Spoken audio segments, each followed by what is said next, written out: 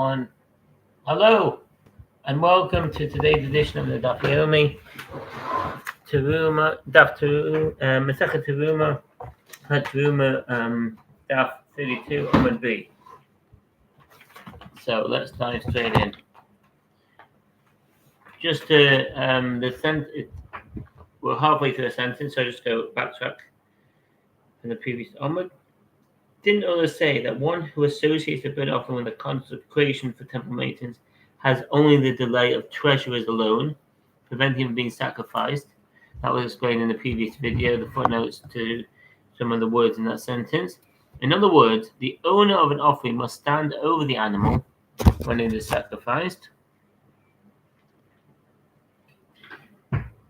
And in the case of a burnt offering that was associated with the consecration of temple maintenance, the temple treasurer is the owner. Evidently, Ullah maintains that the offering does not require an appraisal for a consecration of its value before it may be sacrificed, despite the fact that it was associated with consecration of temple maintenance. The Gemara responds, actually, this halacha that one who associates an animal consecrated to the altar with a consecration for temple maintenance must give the value of an animal for temple maintenance was instituted by the sages. So what's the footnote? In the Olam Rabbanon, actually this halacha was instituted by the sages. The early commentaries disagree with regard to the opinion of Ullah. According to some, Ullah maintained that if one consecrates an animal that was consecrated for the altar of temple maintenance, the consecration does not take effect. Similarly, one who dedicates such an animal to the priest has done nothing. Accordingly, when the Mishnah teaches that one who does so is obligated to pay for a consecration of value, this applies by rabbinic law, and the verses cited as sources in the Gemara in Arichin 28a to 29b merely support this halacha. Therefore, by Torah law, the only reason the animal cannot be sacrificed is that the temple treasures must be present for its slaughter, as they are the effective owners of the animal, says Rashi. Others contend that even Ullah agrees that by Torah law, a consecration of temple maintenance can take effect with regard to an animal consecrated for the altar, and therefore one must pay its value to the temple treasury. But this does not mean that the body of the animal itself becomes consecrated for temple maintenance. Consequently, the animal may be sacrificed immediately, and the owner can give its value to the temple treasury at a later point. By rabbinic law, the animal must be appraised and redeemed before it may be slaughtered from Tosfot. This is apparently the ruling of the Rambam as well, Mishnah Lamelech. According to this opinion, there is no basis for the conclusion that the temple treasures are the owners of the temple property, and therefore they must be present when the animal is sacrificed. And that's from the case of Yaakov 10. Yet others maintain that according to Ullah, there is a distinction between an association with a consecration for temple maintenance and an association with a dedication for priests.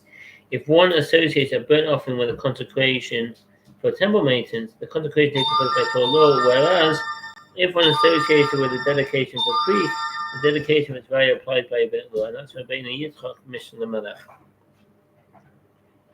But there's only a delay attributed to the treasurers. This is also the opinion of Ullah.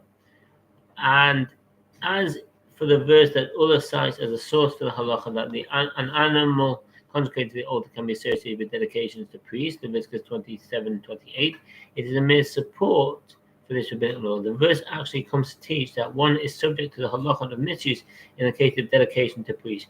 The Gemara asks, if the term in the verse, every dedicated item, serves to teach only that one is subject to the halacha of misuse in the case of dedication to priests, why does one need this verse at all? After all, an expression of the most holy is written in the verse, as it states, it is most holy unto the Lord, and the halacha of misuse applied to all sacrificed items. The Gemara rejects this claim. And according to your reasoning that liability for misuse in the case of dedication to priests is derived from the term is most holy, and then consider that which Rabbi Yanai said, the halacha of misuse are written explicitly in the Torah only in the case of one who misuses a burnt offering. As it is stated with regard to the guilt offering brought for misuse, if anyone commit a trespass and sin through error in the holy items of the Lord, Leviticus 5:15, the verse indicates only that one is liable for misuse of burnt offerings, which are exclusively for the Lord. But the fact that the halacha of misuse applied to the sin offering or the guilt offering, from which the priests or owners partake, is derived only from that which Rabbi Yehuda Nasi taught. This is as it is taught in a Braita. And that Rabbi Yehuda Nasi says, the verse states that at the conclusion of the passage discussing sacrifice of a peace offering, and the priest shall make them smoke upon the altar. All the fat is the Lord in Leviticus 3:16. The word all serves to include the portion of offerings of lesser sanctity and halachot of misuse. So what does that mean? One is liable for misuse of the portion of offerings of lesser sanctity that are burned on the altar. One can become liable only after the blood of the offering has been sprinkled on the altar before the portions are taken to the place of the ashes. If one elevated the portion on the altar before the blood of the offering was sprinkled, one is not liable for misuse until the blood is sprinkled. That's Rambam Sefer Vayikra 2:1. Where was I? All the more so is it the case that offerings of the most sacred order, e.g. a sin offering or guilt offering, are included. The Gemara concludes its reasoning. Why then do I need a verse to include these offerings? After all, an expression of most holy is written with regard to a sin offering and a guilt offering. Rather, it must be that even though most holy is written with regard to them, nevertheless, a verse is required to include them in halacha of misuse. With regard to dedication as well, even though most holy is written with regard to them, a verse is required to include them in halacha of misuse. The Gemara earlier cited a statement of Ullah with regard to one who associates a burnt offering with a consecration for temple maintenance. The Gemara discussed the matter itself. One who consecrates a burnt offering for temple maintenance has only the delay attributed to the treasurers alone, preventing the offering from being sacrificed. The Gemara raises an objection to this opinion from a writer. In the case of one who consecrates a burnt offering for temple maintenance, it is prohibited to slaughter it until it is redeemed. The Gemara explains that this price is referring to halacha by rabbinic law. By Torah law, a burnt offering cannot be consecrated by means of a consecration value, but only in the presence of treasurers is required for it to be sacrificed. The Gemara adds, there's two stands to reason. From the fact that the latter clause of the Braita teaches, if he transgressed and slaughtered it before redeeming it, what he did is done, and he is not required to redeem it. But if the burnt offering must be redeemed by Torah law, how can the Braita state that what he did is done? Evidently, the burnt offering is redeemed by rabbinic law. The Gemara asks, well, what would you say? What will you say? Will you say that the Braita is referring to halacha by rabbinic law? If so, say the last clause of the Braita. If anyone who derives benefit from this burnt offering misuses consecrated property on two counts of misuse, one for deriving benefit from an animal consecrated for the altar, and one for deriving benefit from an item consecrated for temple maintenance. But if the burnt offering is consecrated with a consecration provided by rabbinic law, why does one who derives benefit from this burnt offering misuse consecrated property on two counts of misuse? We want to explain that this is what the Braita was saying. And in the consecration value of this burnt offering was by Torah law, it's fit to be liable for misuse on two counts of misuse. The Mishnah cites a dispute between Rabbi Shimon and the rabbis with regard to animals consecrated to the altar and animals consecrated for temple maintenance. The rabbis hold that if they died and were not redeemed, they cannot be redeemed and they must be buried. And Rabbi Shimon maintained that this is a halacha only with regard to animals consecrated for the altar. Animals consecrated for temple maintenance can be redeemed. With regard to this dispute, Rabbi Yochanan says, according to the rabbis, both animals consecrated for the altar and animals consecrated for temple maintenance were included in the halacha of standing and valuation, as it states in the Torah with regard to the redemption of consecrated animals. And if it be any unclean animal, of which they may not bring an offering unto the Lord, then he shall set the animal before the priest, and the priest shall value it, whether it be good or bad. As you, the priest, values it, so shall it be. Leviticus 27:11-12. Any consecrated animal that cannot be stood before the priest, e.g. one that died, is not included in the halacha of standing and valuation and must be buried. And Rish Lakish said, according to the rabbis, animals consecrated with temple maintenance were included in the halacha of standing and valuation, as that verse is discussing animals consecrated with temple maintenance. Accordingly, if an animal consecrated with temple maintenance died and was not redeemed, it must be buried without redemption. But animals consecrated to the altar were not included in the halacha of standing and valuation, as the verse is not referring to such animals. Accordingly, if they died, they are redeemed. The Gemara adds, and both this one and that one, Rabbi Yochanan and Rish Lakish, agree that according to Rabbi Shimon, animals consecrated to temple maintenance were not included in the halacha of standing and valuation, and therefore, if they die, they are redeemed. And animals consecrated to the altar were included in the halacha of standing and valuation, and if they die, they are not redeemed. And according to both Rabbi Yochanan and Reish Lakish, everyone agrees, both the Rabbi and the Rabbi Shimon, that if one consecrated for the altar an animal that was blemished from the outset, the animal was not included in the halacha of standing evaluation, and it may be redeemed if it died. The Gemara raises an objection to the explanation of Reish Lakish. We learned in the Mishnah, Rabbi Shimon says, Tanan Rabbi Shimon Omer. The Gemara's objection is based on the statement of Rabbi Shimon, from which one can infer the opinion of the rabbis. Indeed, according to another version of the text, which is also apparently the version of it that Rashi had, the Gemara objects to the opinion of Reish Lakish directly from the opinion of the rabbis.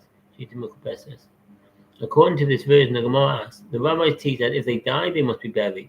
Apparently, this is a continuation of the Mishnah's previous statement, with animals consecrated for the altar and items consecrated for temple maintenance, by which the rabbis teach that neither type of consecrated item may be redeemed, but they must be buried, as they were included in the obligation of standing and valuation. The Mishnah therefore appears to pose a difficulty for Reish Lakish. And the Gemara responds that the statement of the rabbis can be understood as referring only to items consecrated for temple maintenance. Its version of the text then cites the objection and response as they appear in the Gemara here. The animals consecrated for temple maintenance that died can be redeemed. The Gemara analyzes the statement of Rabbi Shimon. Granted, according to the explanation of Rabbi Yochanan, who said that according to the rabbis both this and that, animals consecrated for the altar and for temple maintenance were included in the halacha of standing and valuation, and that if they die, they are not redeemed. This is why it was necessary for Rabbi Shimon to explain that specifically in the case of animals consecrated for temple maintenance that died, they can be redeemed. This serves to emphasize that Rabbi Shimon disagreed with the rabbis only with regard to animals consecrated for temple maintenance, not those consecrated for the altar. According to the explanation of Reish Lakish and the rabbis hold that only animals consecrated for temple maintenance may not be redeemed if they die. When Rabbi Shimon explained that he's referring to animals consecrated for temple maintenance, let him simply say, if they die, they can be redeemed, and it would be obvious that he is speaking of animals consecrated for temple maintenance. But if he were referring to animals consecrated for the altar, even the rabbis agree that they may be redeemed. The Gemara answers, Reish Lakish could have said to you that Rabbi Shimon did not know what the first Tana said. He was unsure whether the statement of the first Tana of the rabbis that the animal must be buried without redemption referring to animals consecrated for temple maintenance or to animals consecrated for the altar. And therefore, this is what Rabbi Shimon is saying to the first Tana. If your statement is referring to animals consecrated for the altar, well, they are included in the halacha of standing and valuation and must be buried if they die without redemption, then I concede to you. By contrast, if your statement is referring to animals consecrated for temple maintenance, then I disagree with you, and the rule is that if they die, they can be redeemed. The Gemara notes that it is taught in a price in accordance with the opinion of Rabbi Yochanan. The verse states, and if it be any non-kosher animal, of which they may not bring an offering unto the Lord, then he shall set the animal before the priest, and the priest shall value it. Leviticus 27:11 to 12. The sages teach that the verse is speaking of blemished animals that can be redeemed. So what does the footnote say? Mumin sheyipodu hakosu midaber. If one consecrates a blemished animal for the altar, although he is liable to receive lashes for such a consecration, the animal is consecrated and is redeemed after the priest appraises it. The animal becomes non-sacred after its redemption, and with the money paid for its redemption, one brings the same type of offering for which the blemished animal was initially consecrated. Similarly, if one consecrated a blemished animal for the altar and developed a blemish and became a for the altar, it is appraised and redeemed. And after its redemption, the money is used to bring the same type of offering, and that's from the Rambam, Sefer Hilchat Arich V'Rachamim 5:11, and Sefer Voda Hilchat Shurei 1:10, and see the case of Mishnah there. The verse indicates that one redeems a blemished animal by means of standing and valuation. The Brisa continues, do you say that the verse is speaking of blemished animals, or perhaps it is referring to a non-kosher animal?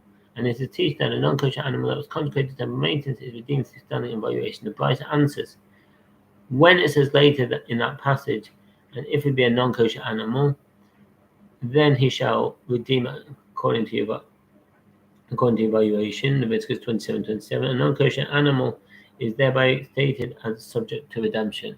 And that's the end of the Omid. That's the end of the Daf. And take care. Have a good day. Bye. Yeah.